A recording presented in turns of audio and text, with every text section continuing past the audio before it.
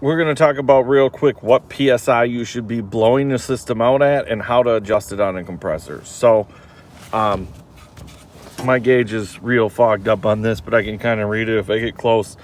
So people are like, oh, how do you adjust it? Some of the compressors, the newer compressors, are going to have automatic adjustment, or like they're going to have adjustment levers where you're going to be able to adjust the airflow and the pressure right on the dash of the digital.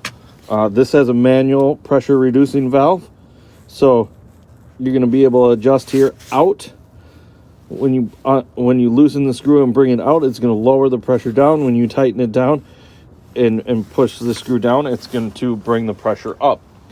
Ideally, you should be blowing the system out at 60 to 80 psi. I run at 80 psi. I run typically 2 zones, but up to 3 zones depending on how many heads and whatever are on the zone. I can run up to 2 zones on a house system. So there's a pressure reducer. It may not be here. Some compressors, it'll be on the front. It'll be somewhere else. They will have an automatic pressure relief valve. Also, this one has another gauge that's set in here, so you can do it at the same time. And in my pocket, I have a handy gauge that is hooked up like this. You like to check the rental compressors because the gauges may not be accurate or whatever.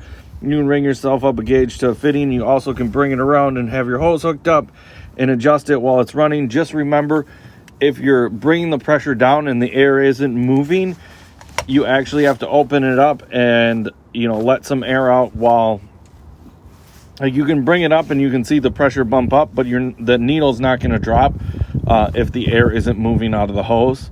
So it's easier to go from a lower pressure to a higher pressure. I find that if you're over 80 psi, you're just going to be burning through diesel, and you're not going to be blowing out systems any faster. The cubic feet a minute is what pushes the air through. It's going to allow you maybe to have, there's not a lot of juice for the squeeze, is the way to put it. When you're just burning through that much diesel, you're spending a lot more money for not a lot of gain.